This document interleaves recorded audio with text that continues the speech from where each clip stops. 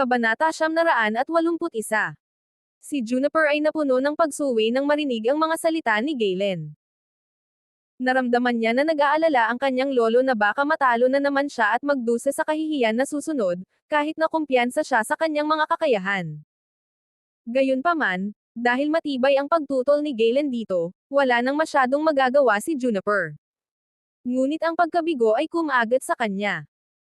Maya-maya, may isang disipulo na nagmadaling pumasok at nagulat, Mr. Galen, ang kagalang-galang na nakatatandang mula sa Swordati, si Mr. Hughes, ay dumating upang magbigay ng kanyang pagbati. Ano? Lumabas tayo para batiin siya.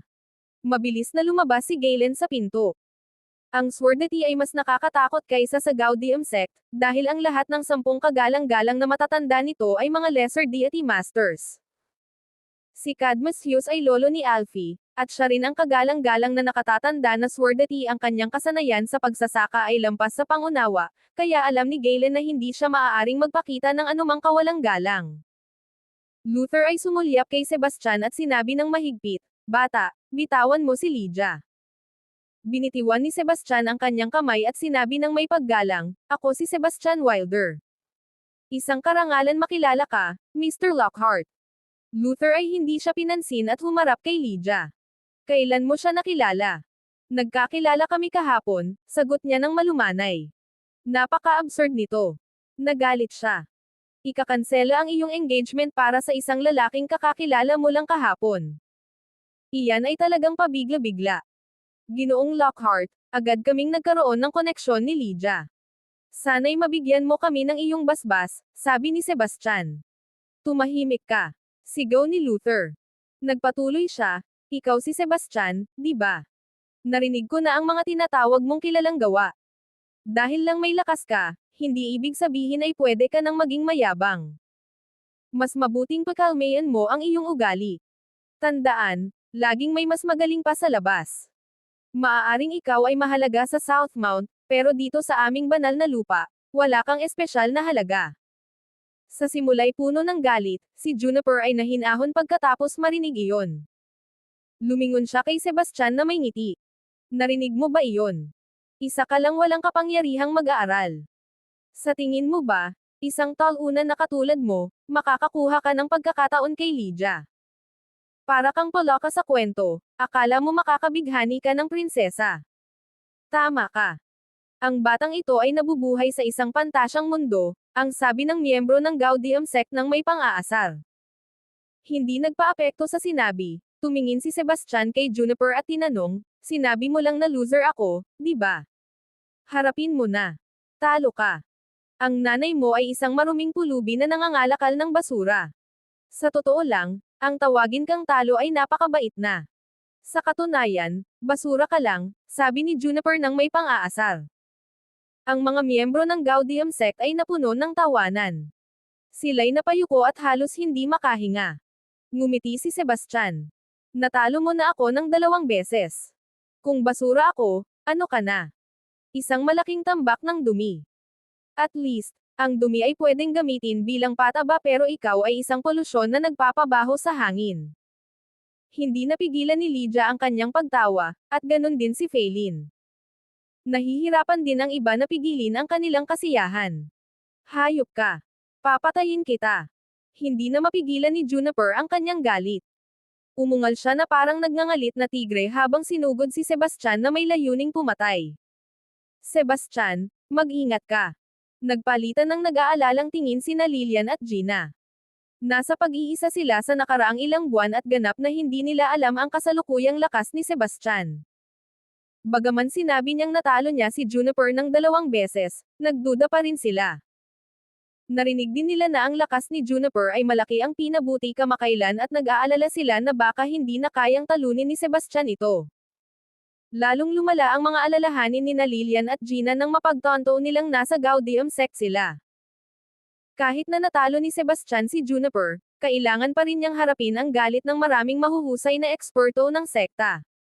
Kabanata 982. Si Mr. Gaudium ay pinapalakas ang kanyang mga kasanayan gamit ang mga sinaunang teknik ng Sacred Ground. Bukod pa rito, nakagawa siya ng isa pang malaking tagumpay ilang araw na ang nakalipas. Ang salarin na si Sebastian ay parang patay na, sabi ng isang tao mula sa Gaudium sect na may ngiti ng kasiyahan sa kanyang mukha. Ang iba ay tumanggo bilang pagsang-ayon at tiningnan si Sebastian ng may paghamak. May ilan pang umiling na parang nakikita na nila ang kanyang malupit na wakas. Maglaho ka! Sigaw ni Juniper at sinugod si Sebastian na parang tigre. Ang kanyang kamao ay tumama sa ulo ni Sebastian na may bagyong ng galit na enerhiya na nakikita sa mabangis na titig sa kanyang mukha. Ang tindi ng espiritual na enerhiya na, yan. Nararamdaman ng crowd ang nakatagong takot. Ngumiti si Sebastian ng kalmado at itinaas ang kanyang braso. Sa isang casual na alon, isang agos ng nakabibighaning enerhiya ang sumabog, sinundan ng malakas na pagsabog. Isang nakakatakot na sigaw ang umabot kay Juniper habang siya'y nahadges pabalik na parang saranggolang may pira-pirasong tali. Sa gitna ng paglipad, dumaloy ang dugo mula sa kanyang bibig, at takot ang pumuno sa kanyang mga mata. Ano? Maliban kina Feline at Lydia, nakakadiscover lang ng lakas ni Sebastian, lahat ng iba sa silid ay labis na naguluhan. Nakatakip ang kanilang mga bibig na parang kayang ipasok ang isang itlog sa loob. Nagmukhang hindi makapaniwala ang kanilang mga mukha habang sinisikap nilang unawain ang nangyari. Si Lillian at Gina ay pareho ring nagulat, at bahagyang nanginginig ang kanilang mga katawan habang nagpalitan ng parehong hindi makapaniwalang ekspresyon. Pati si Luther ay nagulat at kinailangang aminin na nagkamali siya sa paghusga kay Sebastian. Akala niya ay nasa parehong antas lang si Sebastian at Juniper. Ngunit, si Sebastian ay walang kahirap-hirap na nagbigay ng isang suntok na nagdulot ng malubhang pinsala kay Juniper. Kailangan ng isang 8-star demigod para magawa iyon. Imposibleng mangyari to. Paano siya naging ganito kalakas? Bulong ni Ramiro, at ang kanyang mukha ay puno ng pagkabigla. Irvin, Roman, Damon, at Stephanie ay labis na naguluhan at hindi makapagsalita. Mr. Gaudium. Ang mga miyembro ng Gaudium sect ay nagising mula sa kanilang pagkakatulala at nagmadaling tumulong kay Juniper na makatayo. Ginabog ni Juniper ang taong tumutulong sa kanya at itinutok ang kanyang galit na tingin kay Sebastian. Ang kanyang mga mata ay nag-aapoy sa galit, at ang mga ugat sa kanyang noo ay kumikirot na parang siya'y sesabog na. Ang kanyang mga kamao ay nakapulupot ng napakahigpit na ang mga buto ng kanyang kamay ay pumuti. Noong unang beses niyang nakilala si Sebastian, tinanggihan niya ito ng buo at tinignan siya bilang isang bahagyang mas malakas na insekto. Ang pagkakamaling iyon ay nagdulot sa kanya ng malaking gastos.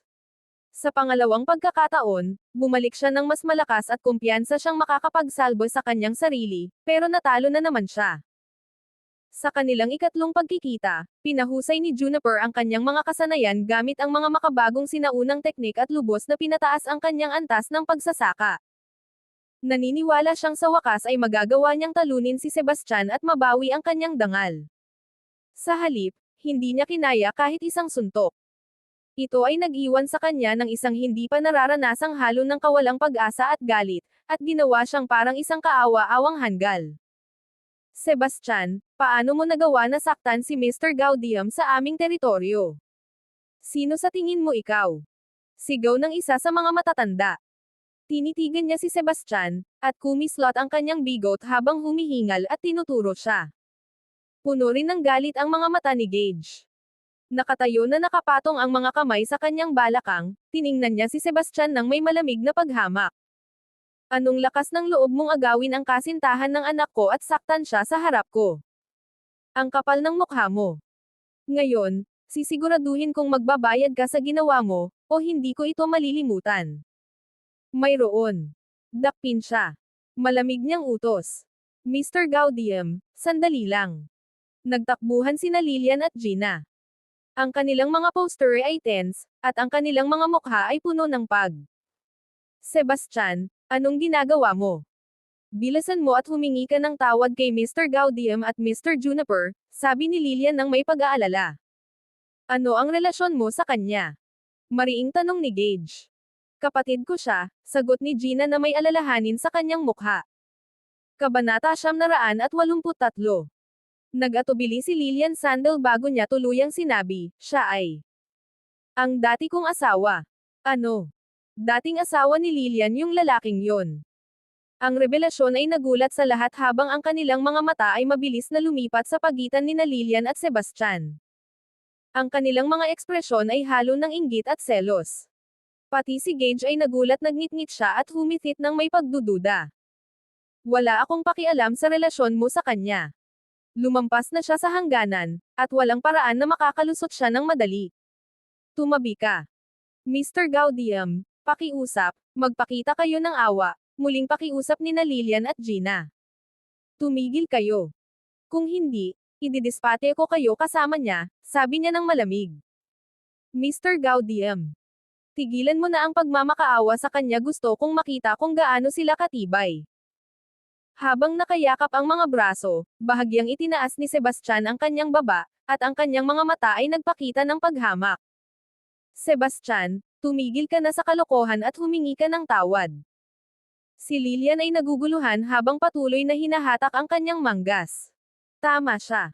Dapat kang humingi ng tawad kay Mr. Gaudium, pilit na sinabi ni Gina habang bahagyang hinahatak ang kanyang kamiseta.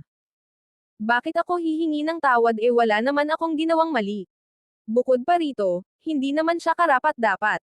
Inilayo niya ang mga kamay nila nang hindi sila tinitingnan. Shit!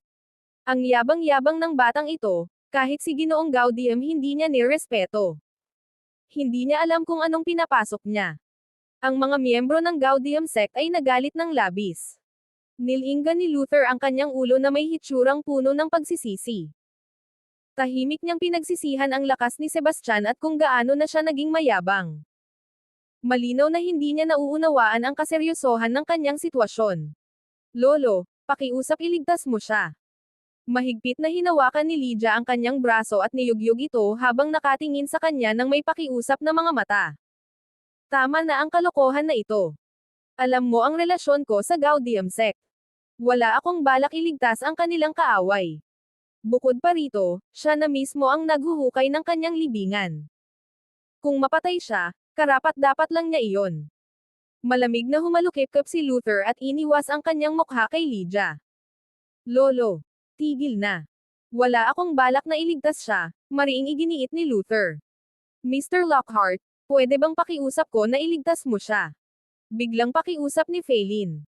Luther ay mukhang nagulat. Lumingon siya sa kanya na may magkalituhang ekspresyon. Karaniwan ay hindi ko tatanggihan ang iyong kahilingan, pero utang ko ang buhay ko kay Mr. Galen. Hindi ko siya kayang talikuran. Sa kabaligtaran, sobrang galit ni Gage kaya't nagsimula siyang tumawa. Walang sino man ang naglakas loob na magpakita sa akin ng ganitong kawalang galang, at ikaw ang kauna-unahan. May tapang ka, batang pasaway. Ang kanyang mga mata ay nagliyab sa galit, at ang kanyang mga pisngi ay namaga tulad ng isang galit na palaka. Sebastian na may paghamak na sinabi, masyado kang mayabang sa sarili mo. Isang ngiti ng pang-aalipusta ang sumilay sa mga sulok ng kanyang bibig. Dahil sobrang sabik ka ng mamatay, gagawin ko ito. Dakpin siya ng buhay. Gusto kong balatan siya ng buhay. Tanging sa ganitong paraan lamang mapapawi ang aking galit. Utos ni Gage. Sa kanyang utos, isang grupo ng mga disipulo mula sa Gaudium sect ay sumugod kay Sebastian na parang mga gutom na lobo, at bawat isa ay puno ng nakamamatay na layunin. Agad na kumilos sina Lillian at Gina sa tabi ni Sebastian. Ang kanilang mga katawan ay tense at handa na para sa laban. Lahat ay tumingin kay Sebastian na parang isa na siyang patay na tao, habang ang mukha ni Ramiro ay puno ng mapagmataas na kasiyahan. Irvin, Roman, Phelan, Lydia, Damon, at Stephanie ay nanood na may lumalalang pag-aalala. Gusto nilang tumulong, pero wala silang magawa laban sa napakalaking hamon. Kabanata 984. Sandali lang.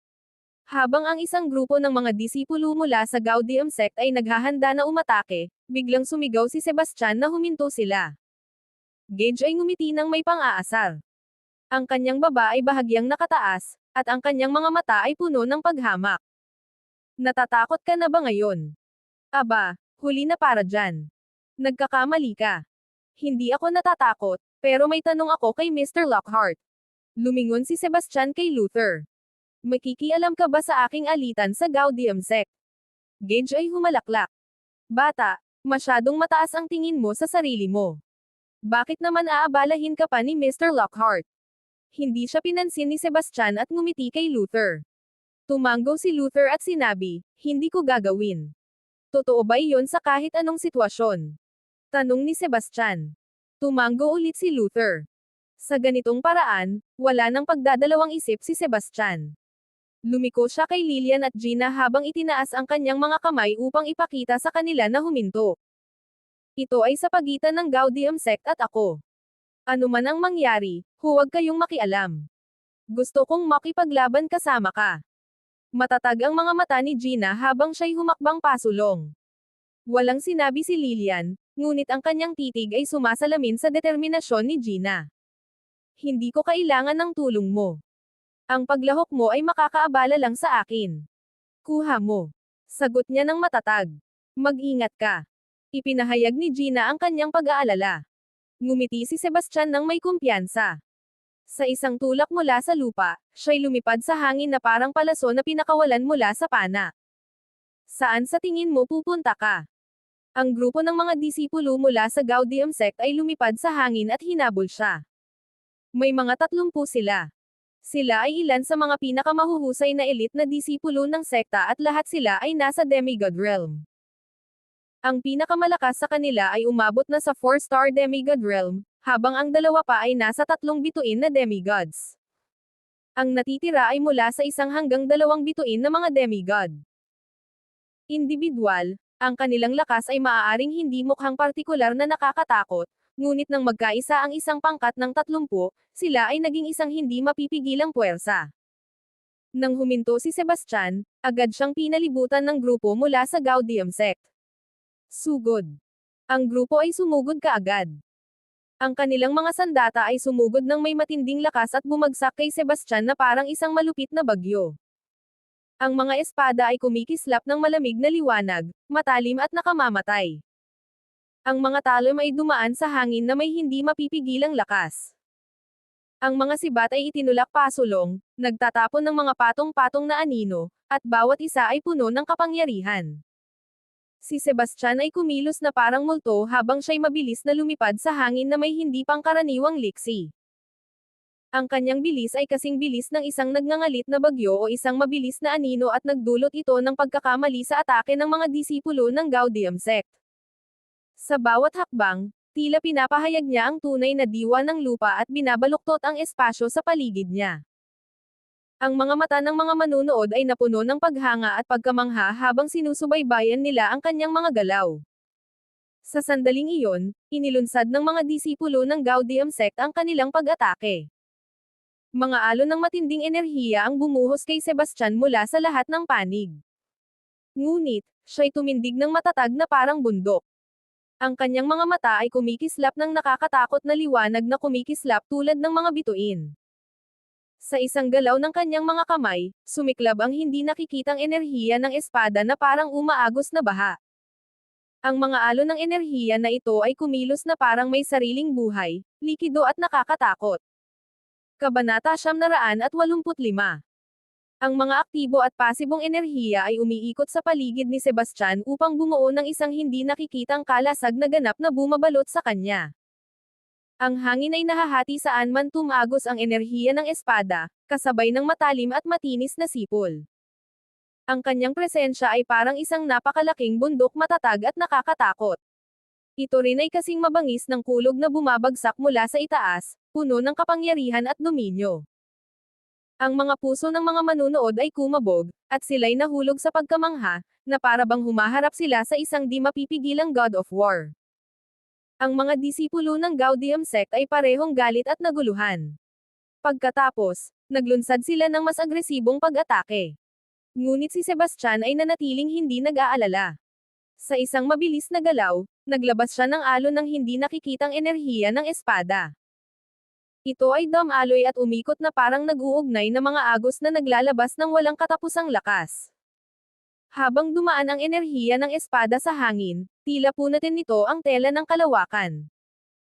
Iba't ibang uri ng espiritual na enerhiya ang nagbanggaan sa kaguluhan habang umuugong ito ng mga sumasabog na sigaw.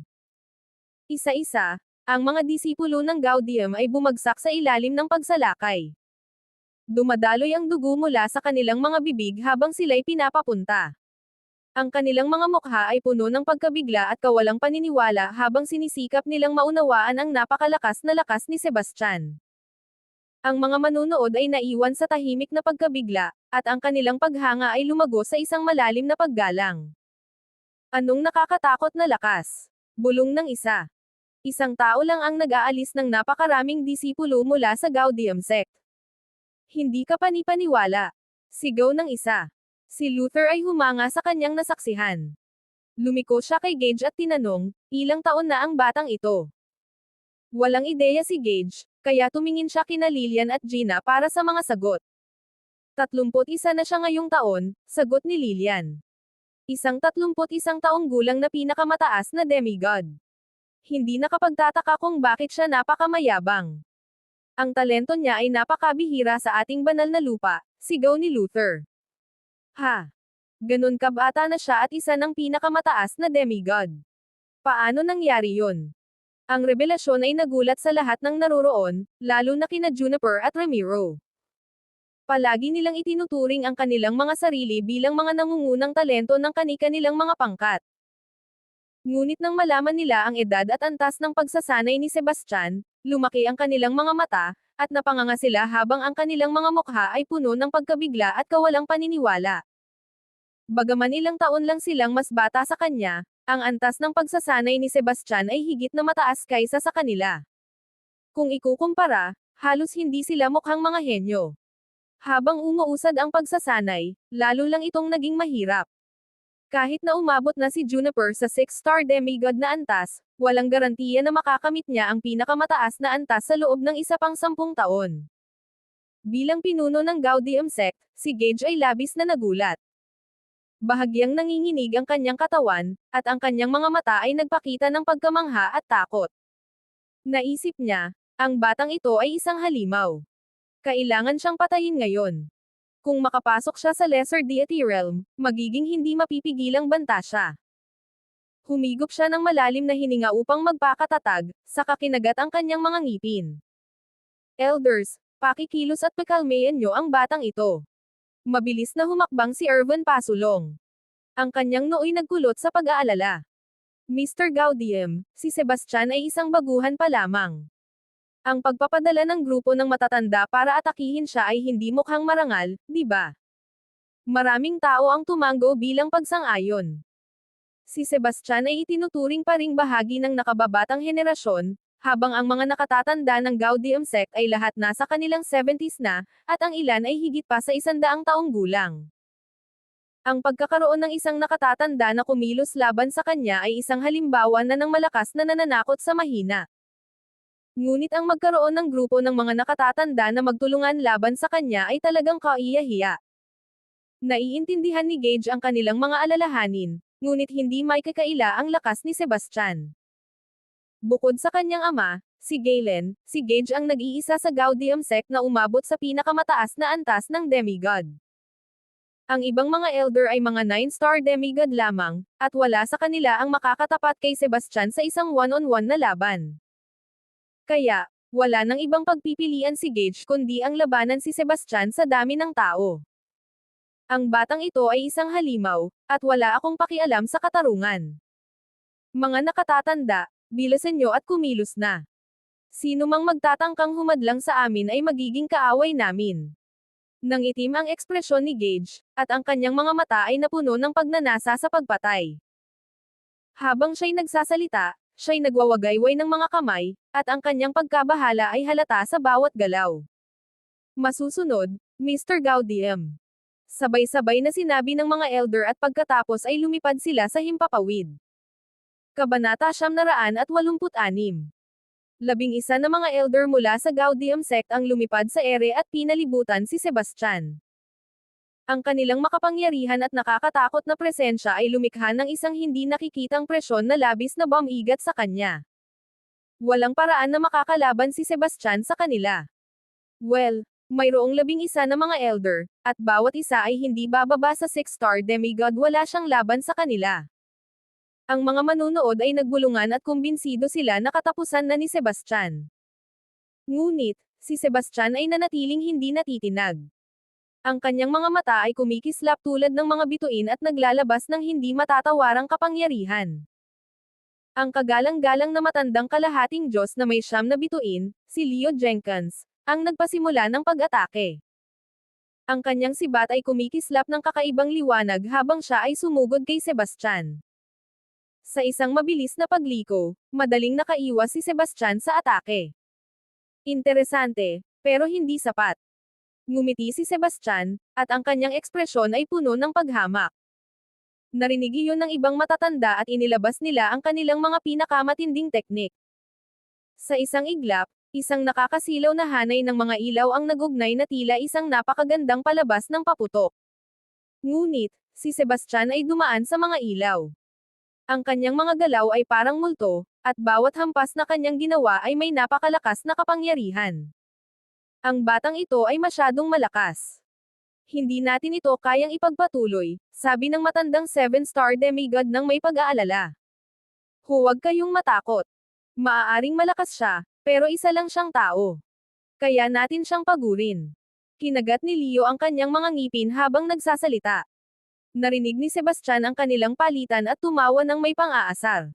Sa iyong mga kasanayan, wala kang kakayahan. Ang kanyang momentum ay lalong lumakas, na parang siya ay nagiging isa sa diwa ng mundong nakapaligid sa kanya. Napakalakas niya. Baka nalampasan na niya ang demigod realm. Imposible yan. 31 pa lang siya. Hindi pa siya lumalampas sa demigod realm. Ang kanyang espiritual na enerhiya ay talagang napakataas ng kalidad, at ang kanyang mga galaw ay napakapinong. Ang kanyang mga kasanayan sa labanan ay napakahusay, ipinaliwanag ni Luther, at muling lumago ang kanyang paghanga kay Sebastian. Lahat ay nagulat, at hindi naiiba si Phelan. Mamatay ka na. Sumugod si Leo kay Sebastian gamit ang kanyang sibat. Si Sebastian ay ngumiti ng may pang-aasar at iniiwasan ang pagsulong. Ipinatong niya ang dalawang daliri upang palayasin ang matalim na alon ng enerhiya ng espada. Ang hangin ay sumabog ng isang malakas na ugong habang nagbanggaan ang enerhiya ng espada at ng sibat.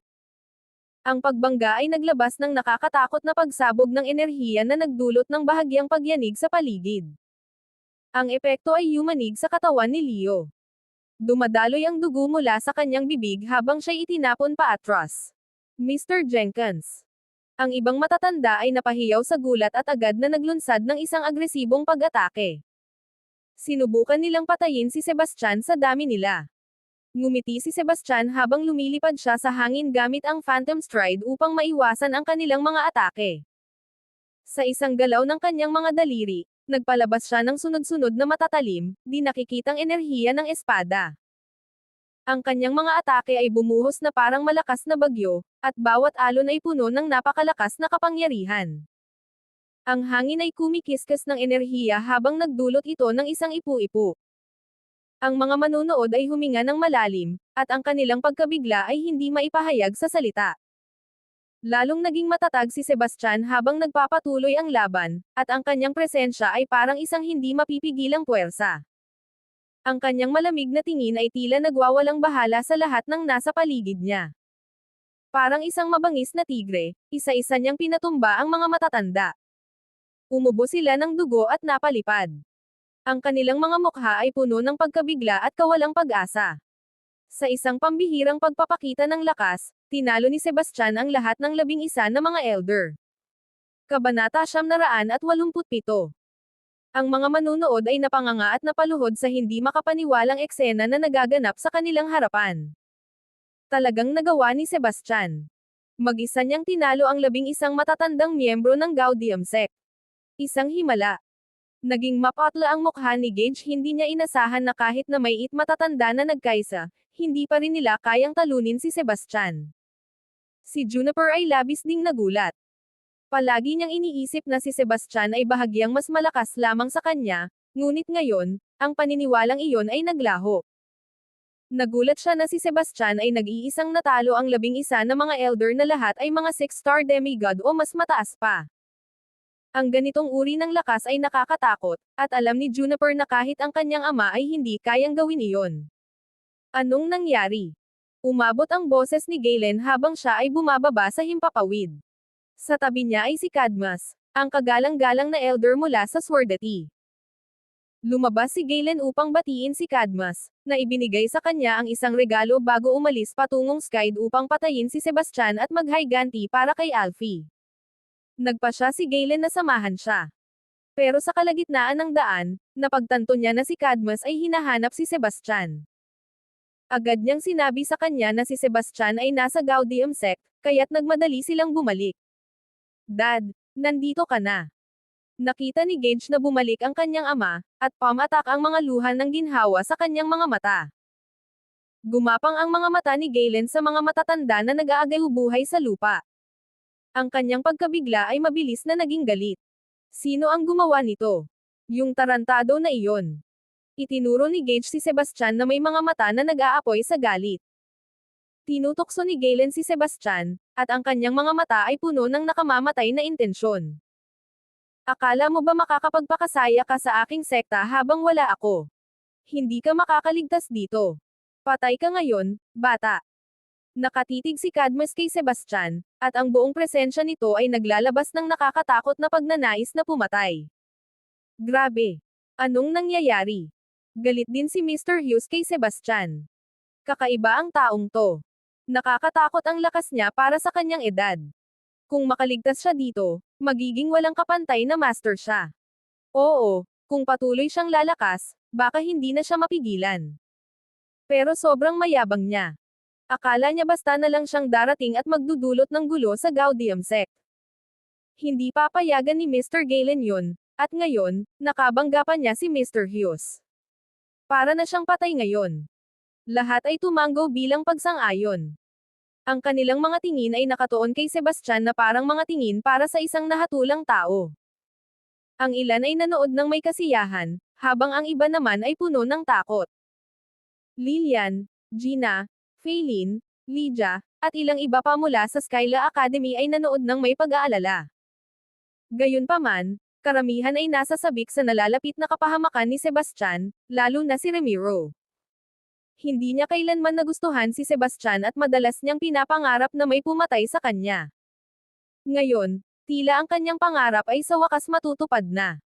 Nagmukhang masungit si Sebastian nang mapansin ang pagdating ni Cadmus.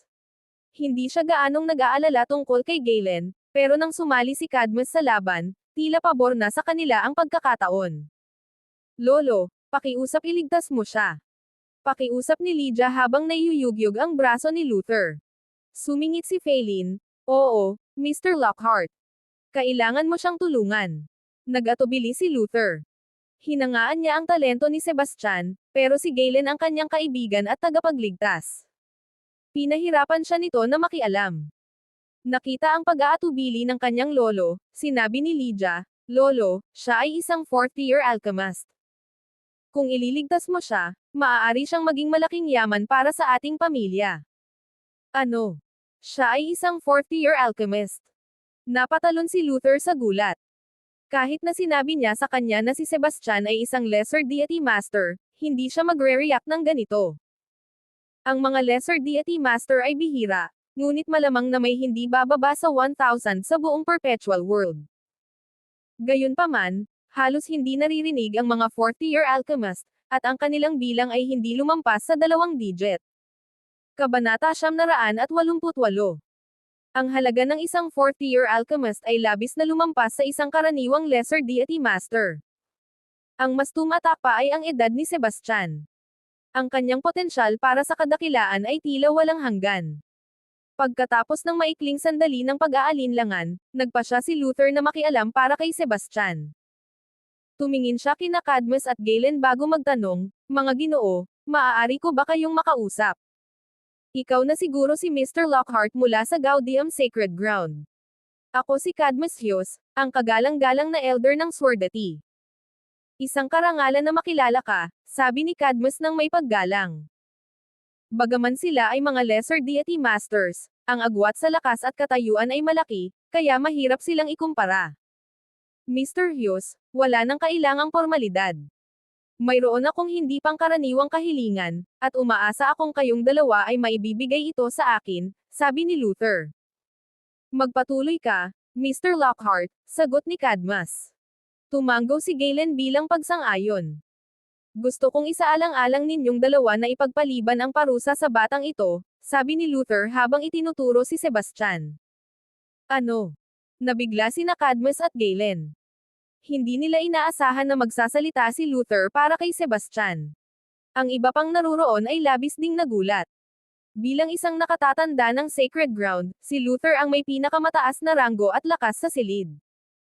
Ang kanyang mga salita ay nag-utos ng respeto, at walang naglakas loob na baliwalain ang mga ito.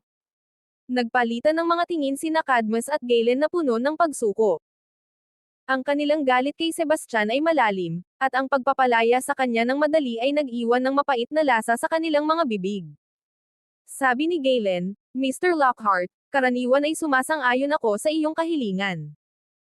Pero ang batang ito ay patuloy na sumusuway sa atin at nagdudulot ng gulo sa ating teritoryo. Paano natin mapapanatili ang ating dangal kung hindi natin siya ididispatye ngayon? Sumagot si Luther, alam kong may tensyon sa pagitan ninyong dalawa sa totoo lang, wala namang malalim na galit dito. Bakit hindi natin siya papag-apologizehin, at dagdagan ko pa ng 10 bote ng cultivation boost pills bilang compensation? Lahat ng naruroon ay napahinto. Bawat bote ng cultivation boost pills ay nagkakahalaga ng humigit kumulang 50,000 spiritual stones, kaya ang 10 bote ay magiging 500,000 spiritual stones. Iyan ay hindi maliit na halaga. Sige. Pero kailangan niyang magmakaawa at humingi ng tawad. At si Juniper ang magtuturo sa kanya ng leksyon. Kailangan ding pangako ng batang iyon na iiwan na niya si Lydia mula ngayon, sabi ni Galen. Sige. Lumingon si Luther kay Cadmus at sinabi, bagaman hindi ko alam ang iyong mga hinaing laban sa kanya, sana'y isaalang-alang mo ang aking kahilingan at kawan siya. Handog ko ang 10 cultivation boost pills bilang kabayaran. Sumanghap si Cadmus, hindi dahil wala akong respeto sa iyo, Mr. Lockhart. Pero ang batang ito ay higit pa sa karumal-dumal. Pininsala niya ang aking nag-iisang apo. Ganap na nawasak ang cultivation ni Alfie. Ngayon, hindi na siya makapagsalita o makagalaw. Wala na siyang silbi kundi isang buhay na bangkay. Ano? Nagulat ang mga tao sa paligid. Hindi nila inaasahan na magiging ganito kabagsik si Sebastian o magpakita ng ganitong kapangahasan. Luther ay nagmukhang masungit. Nag-isip siya sandali bago sinabi, mayroon akong 2 5th grade healing pills na maaaring makatulong sa mga sugat ng iyong apo. Ito. Sige. Sabi ni Cadmus nang may pag-aatubili. Naiintindihan niya na si Luther ay determinado na protektahan si Sebastian, at ang pagtanggi ay magpapagalit lamang sa kanya. Sa ngayon, nagpasya si Cadmus na maghintay at maghanap ng pagkakataon na harapin si Sebastian mamaya. Lumingon si Luther kay Sebastian at sinabi, bakit hindi ka humingi ng tawad kay Mr. Galen? Sebastian ay bahagyang ngumiti. Mr. Lockhart, salamat sa tulong mo, pero may mga prinsipyo ako. Sa tingin ko, wala akong maling nagawa, kaya hindi ko alam kung paano ako hihingi ng tawad. Walang hiya ka. Naghuhukay ka ng sarili mong libingan. Sigaw ni Galen, ramdam ang kanyang galit, susugurin kita ng isang suntok lang kung hindi dahil kay Mr. Lockhart. Hinarap ni Sebastian ang banta na may ngiti. Akala mo talaga ang taas-taas mo sa sarili mo, matandang gago ka. Akala mo ba kayang-kaya mo akong patayin? Napakatanga mo. Nag-uumapo ang mga hikbi sa karamihan. Grabe, baliw ba itong batang ito? Nagsasalita siya pabalik kay Ginoong Galen. Parang gusto na niyang mamatay. Naghahanap talaga ng gulo ang lalaking to. Si Mr. Lockhart ay naglaan ng oras para iligtas siya, at ngayon ay sinasayang na niya ang lahat. Kapag namatay siya, wala siyang ibang masisisi kundi ang sarili niya. Kabanata 989. Tulad ng inaasahan ng lahat, natigilan si Galen ng isang saglit bago sumiklab ang kanyang galit. Hayop ka. Gusto mo na bang mamatay? Sige. Papatayin kita. Sa ginawa niyang iyon, tinamaan niya ang kanyang palad patungo kay Sebastian at naglabas ng nakakatakot na alon ng enerhiya na nagbanta na magwasak ng lahat sa kanyang daraanan. Mag-ingat ka. Lillian, Feline, at ang iba pa ay sumigaw ng may kagipitan na may takot na nakaukit sa kanilang mga mukha. Bagaman ipinakita ni Sebastian ang kanyang kahangahangang kakayahan kanina, ngayon ay humaharap siya sa isang lesser deity master. Ang agwat sa pagitan ng kanilang mga kaharian ay napakalawak. Maraming mga henyo ang kayang makipaglaban sa mga kalaban mula sa isa o dalawang mas mababang antas, ngunit walang sino man ang makakalaban sa mga mas mataas na antas. Habang ang mapanirang enerhiya ay humahampas sa kanya, biglang lumipad si Sebastian pataas at bahagyang nakaiwas sa nakamamatay na dagok. Saan ka pupunta? Tumalon si Galen sa ere, at ang kanyang intensyon na pumatay ay hindi may kakaila. Lolo, kailangan mo siyang iligtas. Nagmamadaling sabi ni Lydia. Binigyan ko siya ng pagkakataong mabuhay, pero pinipilit niyang hanapin ang kanyang sariling kapahamakan. Ang boses ni Luther ay puno ng galit. Tama si Mr. Lockhart, sumingit si Cadmus. Ang batang ito ay napakayabang. Kung mapatay siya, wala siyang ibang masisisi kundi ang sarili niya. Sa sandaling iyon, huminto si Sebastian sa kalagitnaan ng hangin. Si Galen ay sumugod sa kanya na nakapulupot ang kamao at handang sumuntok. Si Sebastian ay ngumiti ng may pang-aasar habang madali niyang iniiwasan ang suntok. Pagkatapos, sinipa niya ang tiyan ni Galen. Nahuli si Galen sa hindi inaasahang pagkakataon, wala siyang oras para umatras. Mabilis niyang itinaas ang isang espiritual na kalasag ng enerhiya upang harapin ang suntok. Ang epekto ay sumabog, at ang kalasag ay agad na nagkabasag. Galen ay umungol at natamba pabalik ng ilang hakbang. Ang mga tao ay nagulat, at isang bulong-bulungan ng pagkabigla ang kumalat sa tuktok ng bundok. Grabe! Nakita ko ba talagang tinamaan si Galen? Isang halimbawa yung lalaking yon. Naging madilim ang ekspresyon ni Galen. Hindi niya inaasahang mahuhuli siya ng ganoon. Hayop ka! Buburahin kita sa mundo. Dahil sa galit, umatungal siya at sinugod si Sebastian. Ang kanyang mga palad ay lumabo habang ang mga alon ng espiritual na enerhiya ay sumabog at umagos na parang mga gintong dragon. Binago nito ang hangin sa paligid nila at nagbanta na walisin ang lahat sa kanilang daraanan gamit ang nakasisindak na lakas. Hindi umatras si Sebastian. Sa isang mabilis na galaw, mga hindi nakikitang enerhiya ng espada ang lumabas mula sa kanyang mga kamay at sumalpok sa mga gintong enerhiya. Bawat banggaan ay umuugong na parang kulog habang naglalabas ito ng magulong alon ng enerhiya. Ang espasyo sa pagitan nila ay warpeng na parang handang pumutok ang hangin mula sa matinding puwersa. Grabe! Pambihira ang lalaking to. Talagang naharang niya ang atake ni Galen. Hindi ka panipaniwala. Ang isang lesser deity master ay dapat na madaling napabagsak ang isang demigod. Pero si Sebastian, siya ay nakikipaglaban sa iba't ibang mga realm. Iyan ay higit pa sa kamangha-mangha. Ang madla ay nagulat. Maging ang mga makapangyarihang mandirigma tulad nina Luther at Cadmus ay walang masabi. Ang kanilang mga mukha ay puno ng pagkabigla at kawalang paniniwala. Si Phelan ay pareho ring walang masabi. Alam niyang ang kakayahan ni Sebastian sa laban ay pambihira sa kanyang kaharian, ngunit hindi niya inaasahan na magiging napakalakas niya. Kabanata 990.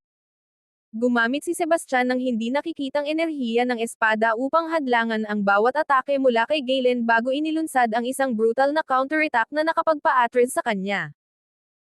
Ang mga tao ay natigilan sa gulat, lalo na sina Gage at Juniper, na nakaramdam ng halo ng sorpresa at galit habang tumutulo ang pawis mula sa kanilang mga noo. Ang ekspresyon ni Galen ay nagbago mula sa pagkabigla patungo sa galit. Hindi niya inaasahan na ang lakas ni Sebastian ay tumaas ng husto mula noong huli silang nagkita.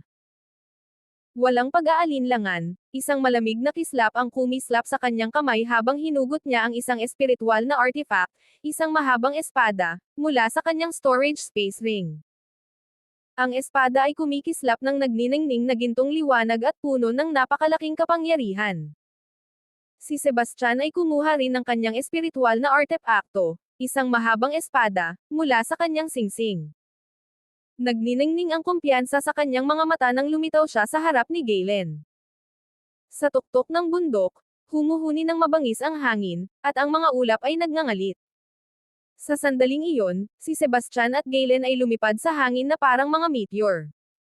Ang kanilang mga espada ay kumikislap habang nag-umang sa ulap. Lumikha ito ng isang surreal at parang panaginip na tanawin. Sila'y kumilos ng maayos, minsan kasing elegante ng mga langgam at minsan kasing mabangis ng mga tigre. Bawat swing ng kanilang mga espada ay naglikha ng matinding hangin na ginugulo ang mga ulap na parang maalon na dagat. Ang tunog ng nagbabanggang bakal ay umuugong sa bagyo at tumunog ng matinis sa hangin. Bigla, umatungal si Galen. Ang kanyang katawan ay napalibutan ng isang agos ng gintong espiritual na enerhiya na kumikislap na parang naglalagablab na apoy sa mga hangin. Mahigpit niyang hinawakan ang kanyang mahabang espada at pinakawalan ang kanyang enerhiya, na dumadaloy sa loob niya na parang rumaragas ang alon. Ang kanyang espada ay hindi nagtagal at kumikislap na may nakakasilaw na liwanag. Sa isang malakas na sigaw, inilabas niya ang kanyang pinakamakapangyarihang teknik, ang Skybreaker Slash. Isang napakalaking anino ng gintong espada ang sumulong. Pumutok ito sa ulap ng hamog na parang kulog habang nagmamadali patungo kay Sebastian. Tumindi ang tingin ni Sebastian. Ipinagpag niya ang kanyang espada at pinatigas ang di nakikitang espiritual na enerhiya sa kahabaan ng talim nito. Sumigaw din siya at sumagot gamit ang sarili niyang ultimate technique, ang Energy Breaker. Isang napakalaking alon ng hindi nakikitang espiritual na enerhiya ang sumabog mula sa kanya at bumangga sa mga ulap na parang umuungal na dragon. Ito ay bumangga sa anino ng gintong espada at nagpasimula ng sunod-sunod na pagsabog na yumanig sa lupa sa ilalim nila. Ang hangin ay humiyaw ng mas marahas, at ang mga ulap ay gamulong na parang galit na dagat na tila umaabot sa tindi ng kanilang epikong laban. Sa sandaling iyon, ang gintong anino ng espada ay nagkalasog-lasog at naglaho sa ilalim ng napakalakas na puwersa ng hindi nakikitang alon ng enerhiya. Napaluhod si Galen sa gulat habang umubo siya ng dugo. Ang kanyang katawan ay lumipad pabalik na parang saranggola na naputulan ng sinulid, at ang kanyang mga mata ay puno ng takot. Paano ito nangyari? Paano niya natalo si Mr. Galen? Ang mga miyembro ng Gaudium sect ay halos hindi makapaniwala sa kanilang mga mata. Bago makalusot sa Lesser Deity Realm, kinilala si Galen bilang isang napakalakas na eksperto sa Southmount. Pagkatapos maabot ang larangang iyon, inaasahang magiging hindi mapipigilan siya. Ngunit, kakapanalo lang sa kanya ng isang batang lalaki na halos nasa 30s pa lang. Mas nakakabighani pa ay ang katotohanang si Sebastian ay nasa rurok lamang ng lakas ng demigod. Natalo niya si Galen, na ilang antas ang taas sa kanya. Kung hindi nila ito nakita sa kanilang sariling mga mata, walang maniniwala dito. Ang batang ito ay isang halimaw. Nanginginig si Juniper. Hindi niya may tatago ang takot sa kanyang mga mata. Ang pananaw ng lahat kay Sebastian ay nagbago ng malaki. Kahit na sila ay matatanda o mga batang tagapagsanay, itinuring nila siya na parang isang halimaw. Nagpalitan ng tingin sina Lillian at Gina, at ang kanilang mga ekspresyon ay puno ng hindi makapaniwalang damdamin. Maraming kabataang babae ang tumingin kay Sebastian na may kumikislap na mga mata. Siya ay bata, gwapo, at makapangyarihan. Ang pag-iisip na maging kanyang kapareha ay hindi may kakailan na nakakaakit. Si Sebastian ay lumulutang sa hangin na may hawak na espada at tumingin pababa. Kay Galen. Dahan-dahan niyang itinaas ang kanyang espada. Ang talim nito ay matalim at kumikislap ng mga alon ng kuryente. Sa isang iglap, ibinaba niya ang talim ng may napakalakas na puwersa. Isang hindi nakikitang alon ng enerhiya ng espada ang sumulong at dumapo kay Galen ng napakabilis. Laking gulat ni Galen nang lumaki ang kanyang mga mata. Ang hindi nakikitang enerhiya ng espada ay masyadong mabilis, at wala siyang oras para umiwas, kaya't dali-dali niyang itinaas ang kanyang espada upang harapin ito. Ang banggaan ay napaka-explosive. Ang tunog ay umuugong na parang kulog habang ang enerhiya ng espada ay bumangga sa talim ni Galen at nagpadala ng mga alon ng panginginig sa hangin. Parang lalaking tinamaan ng kidlat, si Galen ay tumalsik palayo. Damyugo ang kanyang bibig habang lumaki ang kanyang mga mata sa takot.